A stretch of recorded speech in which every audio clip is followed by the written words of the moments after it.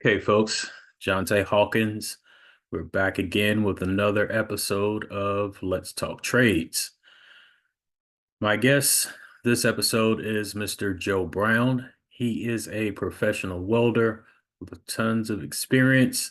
You may have seen him on Instagram under the name of Black Phoenix or Your Welding Coach. He's also on YouTube. So he is a professional welder, a journeyman ironworker, and a fabricator, as well as an instructor. He gives tons of helpful information in the welding industry, and this was a great interview. I've known him for a few years, and we finally got a chance to talk.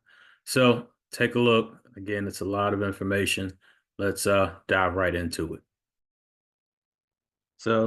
So let's talk trades. I have Mr. Joe Brown. Mr. Brown, would you like to give a brief introduction? Yes, my name is Joe Brown, aka Black Phoenix, and I'm the owner and founder of Hog On Welding and Your Welding Coach. Thank you, sir. So, how long have you been in the welding trades? I had got introduced in welding at 17. My mom introduced it to me at 17 while I was in prison. I got incarcerated at 16, and about 17, my mom wanted to introduce me to something to get me focused from um, what I was presently doing. So at the present time, I had gotten in trouble in prison, and she was like, "Man, I got to give him something to get his mind right." And so she kind of dropped that seed on me. Actually, while I was in the hole actually, and when you in the hole, when you get in trouble, but you haven't went to court yet, you can still go to visitation. So when I went to visitation in handcuffs, because I'm in prison, but I was in the hole, so I had to go in handcuffs. And when she seen me in the situation that occurred, she was like, "Hey, I seen this ironically Tulsa Welding School commercial, and they was talking about welding. They was talking about underwater welding. They was talking about traveling, being a teacher." And she said, what caught her attention is she said, "Man, you can make $100 an hour." And so she dropped that on me, and I grabbed it at 17. And my mom,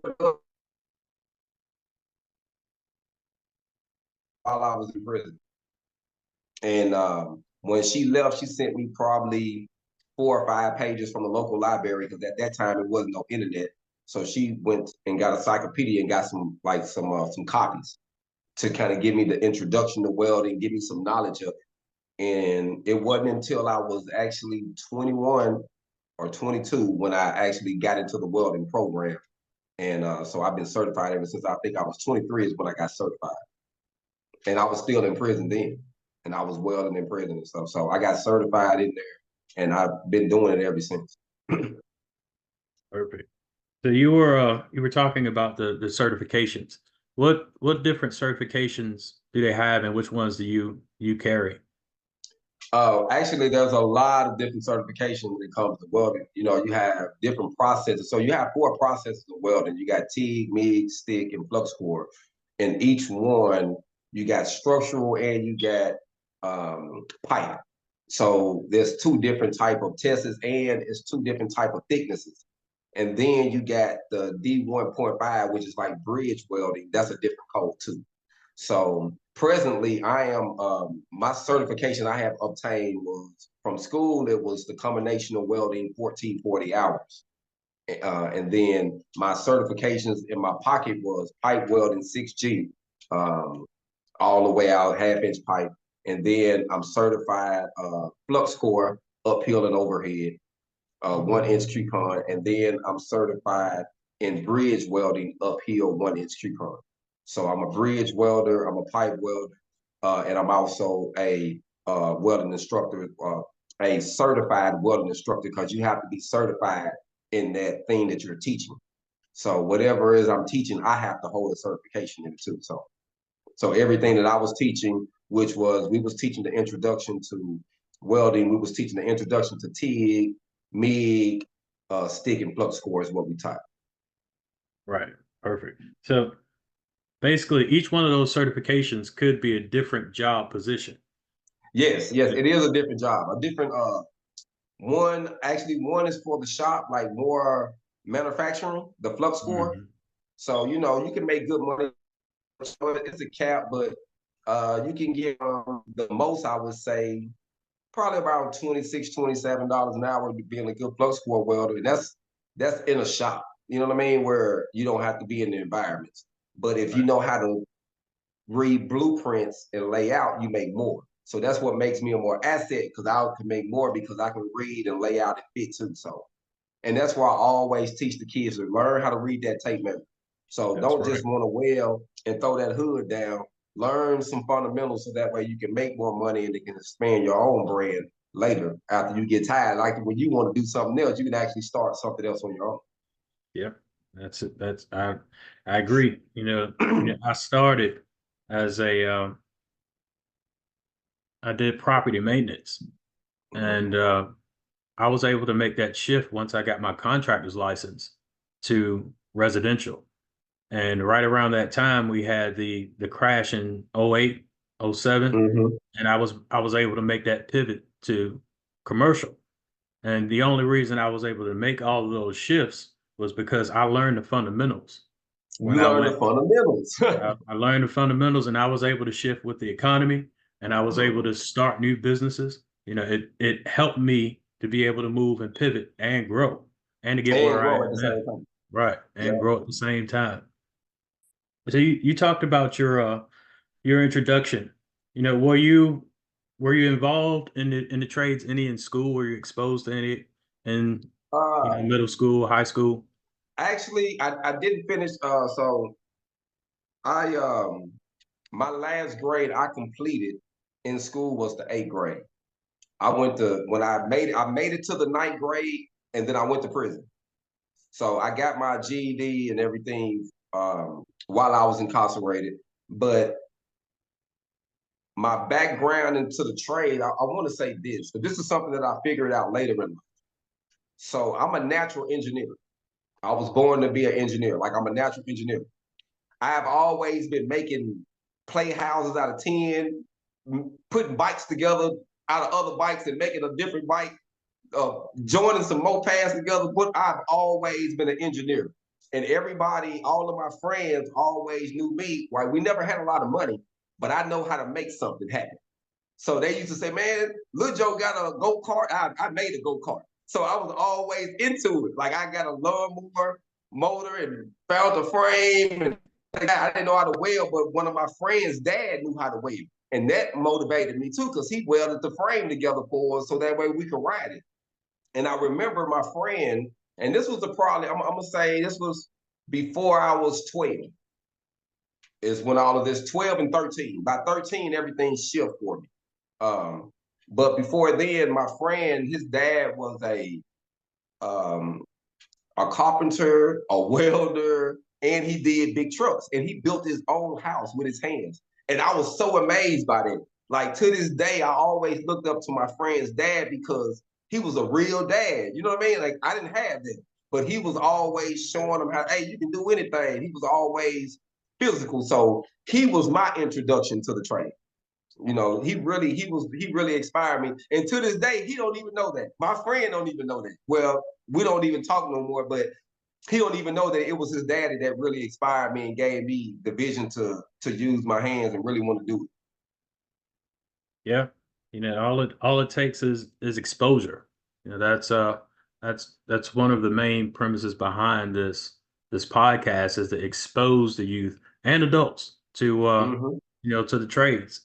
I do have a lot of older people ask me, well, how do I jump into this trade? And I don't mind telling them, I'm not a gatekeeper or anything. I want to see everyone win. That's Most the definitely. entire premise behind this. Kids, we do need the exposure, but adults who want to make that shift, I don't have an issue with it either. I mean, I love to say it's never too late to enter into it, especially if you're physically able. Hmm. If you can move around because there's different aspects to it. You don't have to do the hard part. It's different aspects to it. So, you can dive in. When I was teaching for the Goodwill in Little Rock, I did that for 2 years. I was the welding instructor there for 2 years. And I had from 18 to 60 years old. And I was teaching. And listen, when I tell you they learned, I had a lady that was 60 and um, she was from Puerto Rico. And she was from Puerto Rico, and she was real physical, and it was so cool. She really wanted to learn how to weld, and I taught that lady how to weld. She knew how to stick weld and MIG and flux core. It was just amazing because she was 60 years old, and she was walking there with her little bag on, ready to work. You know what I'm saying? So it was motivating to me because, I remember I was teaching her how to stick well, and you know how sticking is. They always, it gets stuck. People get frustrated. So I remember when she first started doing that, boy, she didn't like that, boy, because she was sticking, right? And she came to class the next day with some information that really blessed me. She said, I was having problems using the stick, and I was thinking about what you were saying, striking it like a match. So I went and bought about a box of fireplace matches. And I sat there and struck them the whole box until I got they got the finesse. And she came in the next day and kicked ass, man. She did great Hey, off of that story. So I had to share it with somebody else. Hey, man, get a box of matches and just play with it, because that's how you strike it. And it really, like, her willing to step outside the box of that element and do that, it inspired me. So, yeah, like I say, it's never too late. But I did tell her this. Sometimes her hand to get tired after 4 or 5 hours. So I'm like, she wanted to learn the welding to build. She didn't want to get a job. She wanted to make furniture. I mean, make jewelry and furniture out of MIG. Well, I was like, oh yeah, you got a business. So I taught her how to do it. You know what I mean? So I don't know what she's doing now, but it was just a blessing to be able to help her with it. So I tell people all the time, and man, if you want it, you can get it. You just got to be yeah, open to it and physically capable. yeah. I agree. That's a good learning trick too. The matches. Yeah, The, great learning trick. Like, I ain't yeah, gonna lie.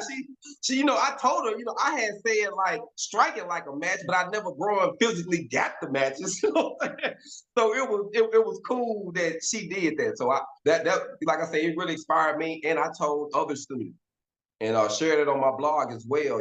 Just saying how we got to be more innovative when we learn it. Think outside of the box. hmm. So let's dive into like the structural welding.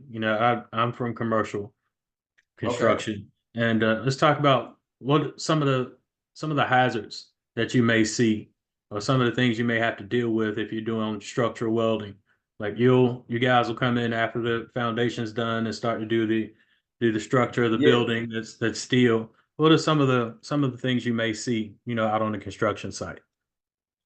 So when you're dealing with construction, I got a statement I used to say on my Hog on University on Instagram. I say field welding isn't shop welding. That's completely different. Just because you've been welding in the shop don't mean you're going to come outside. It's a completely different ball game. So I want to say, so I'm an iron worker too. So for those who don't know, I'm a NCCER iron worker, German. So I'm a welder, but I'm also a German iron worker. So I didn't get a chance to state that earlier until you said that, made me thought about it. But so being an iron worker, is a different PPE you have to prepare yourself for. Like, you're gonna have to have a harness because you're gonna be going to different levels. As of now, the highest I have ever did was 22 stories. So I did from 0 to 22 stories, and that was in Tempe, Arizona. And actually, after I get done, I'm gonna send you the clip because I did an upload on YouTube when I was on the building. I was that high in the air, so you can kind of see what I was at. But I was in Tempe, Arizona, and I did it for the college. And it was a 22-story.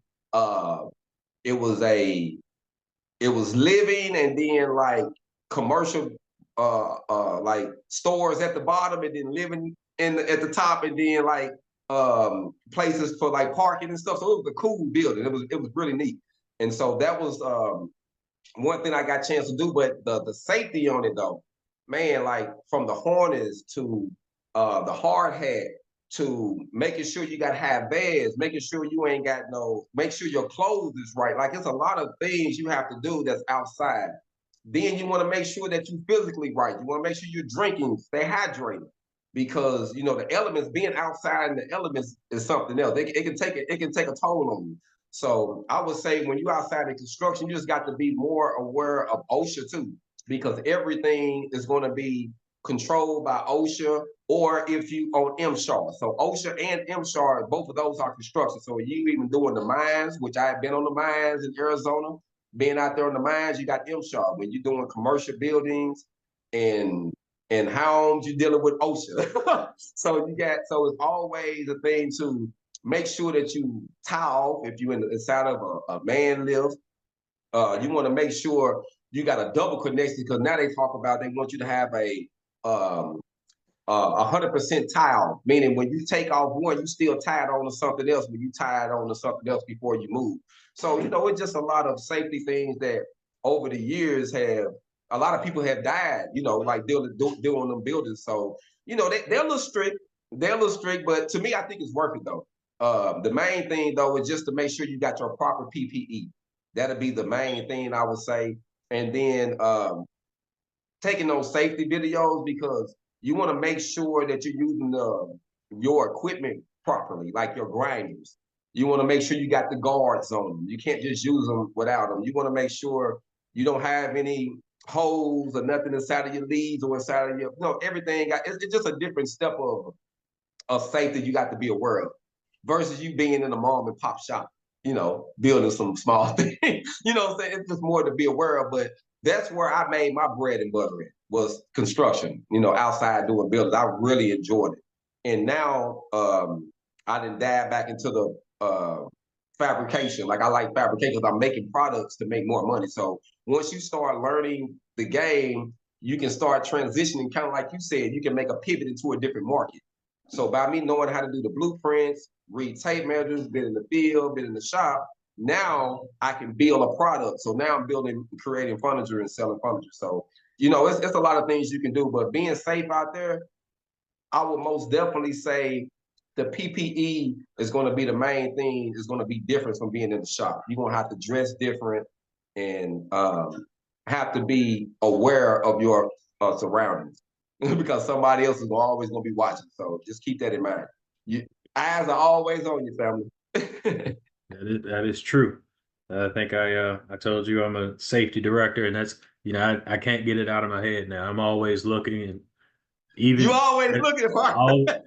always looking, So it's always. so much to be aware of, but PPE and being safe and doing proper things like I got all of my limbs, fam. I've been doing it right now. I'm over 20 years in. I haven't lost no limbs. All my body parts are good. I haven't had no major injuries because I practice what I preach. While I was teaching at the academy for 2 years, none of my students got hurt. Nobody got injured because I made sure safety is my top priority. So we don't want to move too fast when you can always be precautious. So I always practice safety on whatever I do. That way you can last longer doing what you do.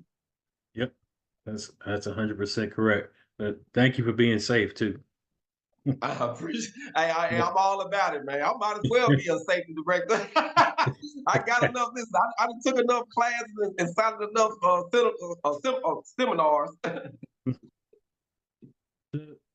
One of the things that I saw when I was in school was, it was always a push for college. It was never a trade as an option. It was Mm-hmm. either you go to college and get a degree, or you're going to be poor and out in the street.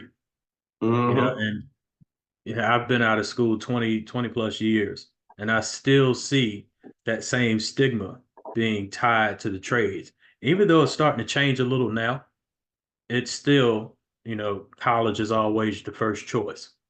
Mm-hmm. What can we do to try to break that stigma for the trades? Because, it's an option.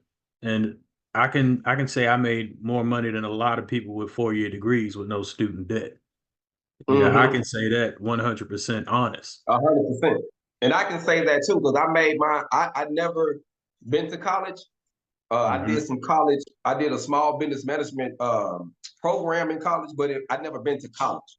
Right. Uh, but I have made six figures welding, owning my business and working, and all from the trades. And to me, I really think the main thing behind people diving into college versus the trade, I think it was because of the propaganda behind it. I think they was just promoting college because it like gave you a different standard. So they was promote. It's kind of like, man, you went to Walmart and got them shoes, or did you go to Gucci? You know what I'm saying? So it was like that. Like they was trying to undermine the trades, but not realizing that America was built on the trades. So even if you get rich, you're gonna call a plumber. You're gonna call an electrician. You're gonna call somebody to do your yard. So you got to have people physically that does certain things. But I think they watered it down so that way they can have people now, like we seeing people 50 years old, 60 years old, still with college debt, still paying on college fee, because that's what it was just to, and they ain't even making the money that they thought they was gonna make. So it's like a lose-lose situation. You know what I mean? So I ain't knocking college. I believe college is good. Depends on what you're trying to get. Like if you're trying to further your business, if you're trying to dive in, like if you're trying to be a doctor, go to college. You know what I mean? You're trying to be a certain engineer, go to college. I get that. But if you are trying to make a good living or transition over later into entrepreneurship, the trade is where it's at. And I think the main thing to make it more popular is just to start showing people, showing us out there doing it, what we're making, and being more transparent with the youth. Because a lot of people, especially in the Black culture, a lot of times we didn't see people in the community do certain things like different mans, but they never really talked to them. Right. It was almost like once they got to a certain level, it was like, well, I'm doing good. I'm just gonna take care of my house, but then nobody ever go back. It's like at one time everybody lived in the hood, like the electricians, the doctors. You know what I'm saying? So we had somebody to kind of like look up to. And then they moved out and said, oh, once we get here, we doing good. Now you see what I'm saying? So all they seeing is hustlers and thugs and dope dealers and pimps and street stuff. So that's tend to what they get attracted to. So I think on our side, we have to be more transparent and going to them with it and showing them, like you say, I done made a lot of money doing the trades and I ain't go to college. So I think we just need to be more transparent and start diving into it more, start speaking to them.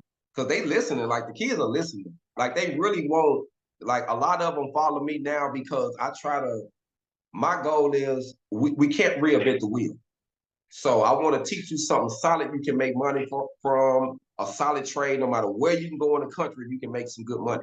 And then later, after you get to making money, I'm an entrepreneur, so I'm gonna give you some more steps on investing, on how to build, how to make things after welding, because you can sell a product. Like for instance, I got a table that I can sell for $4,700. That'll take me 3 to 4 days to build. I couldn't make 4,700 if I'm that fast if I'm punching the clock. Yeah, that's It'll right. take me a month and a half to make that money that I just made in 3 days.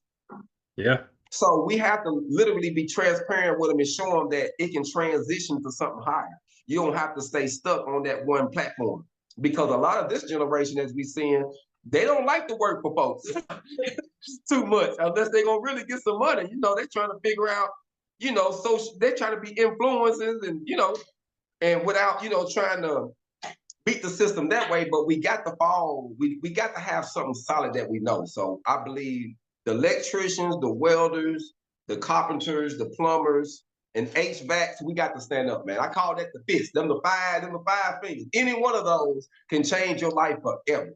So I just think we got to be more transparent and just put it out there more and show them what they can do with it.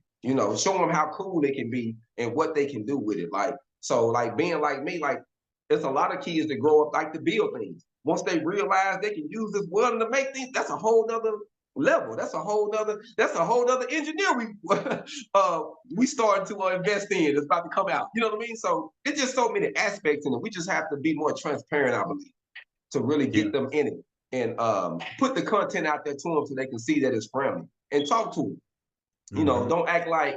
I think the main thing that I have been noticing that a lot of my subscribers and followers always saying that I don't act like I'm up here. I answer anybody questions. Like I'm humble. Like I don't.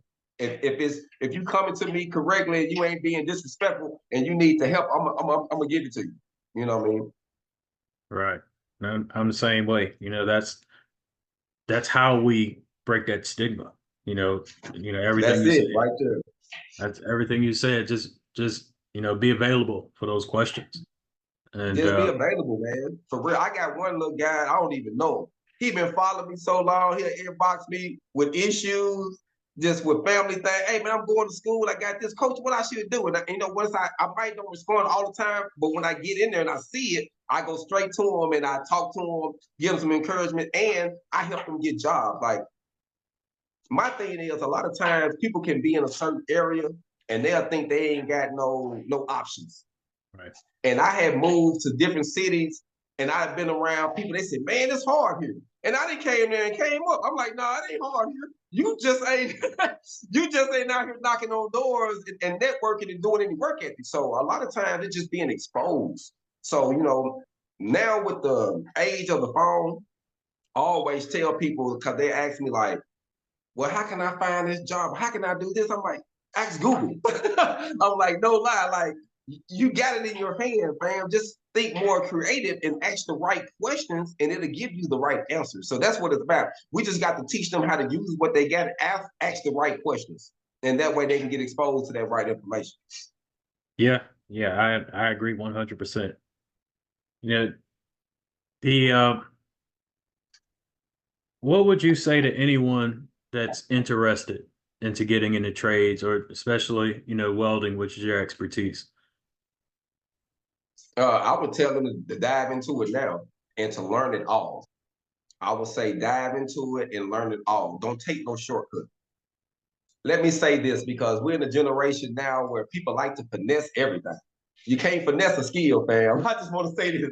Any other skills you can't finesse. You got to know what you're doing. So you have to take your time and just learn it. And whatever you learn, when it's something new to you, it's going to be foreign. It's going to be complicated because you never knew it. But as you get to going, you'll get the lingo or whatever it is. You'll start getting the process. You'll start talking like it. But don't miss any stages. Don't try to finesse it. Just take your time and literally go through the process. That's the main thing. As long as you do that, I think you'll be fine because that's what I had to do. You know what I mean? So at the time I learned, I didn't have an instructor that come in there and say, hey, let me show you how to do this.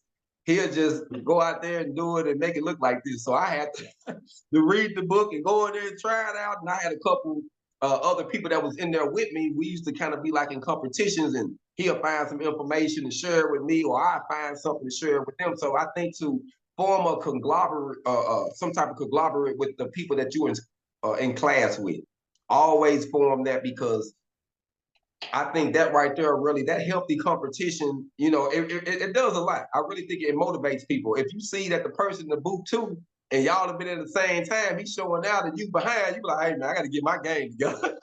So Right. it's a little motivational because we got to remember, like I heard a guy say, we all got the same 24 hours. So once you dive into the trade, just remember that, like, you're gonna get it. You're gonna get it. I have never met anyone that didn't try it who didn't get it. So as long as you believe in it and you want it, you're gonna get it. So just don't miss no skips and don't go fast, and I think you'll be okay. Perfect. Perfect. I always wrap up. I always tell everyone how the trades helped me. Like it gave me a lifestyle that I never thought I would get from, being a little kid in Mm-hmm. Baltimore. And that's and I don't have any student loans. That's and I was able to make those pivots because I have a contractor's license. I have some Mm-hmm. experience, and that's how the trades have helped me. And I'll tell everyone, trades are where it's at. You know Oh yeah. how how have the trades helped you? Whew, man, the trades has helped me in so many aspects. I bought my first home off the trades. I was able to raise uh, all of my kids, and even my last son now, I'm helping him now off the trade. Um, I was able to restore my mom's house. So it was like completely gone. And I went back off the trade, off the money I made from the trade. I was able to go back and restore my mom's house. So, to me, that was big because she was the one that got me into the trade. and she died and left me the home. And so I had to save it, and I was able to use the money from the trade that she introduced me to save her house. And to me, that was a big plus. That was a big plus. And like right now, even in my transition, I'm in a new area right now. Trades has always be knowing what I know has always put me a step ahead and opened up a door for me.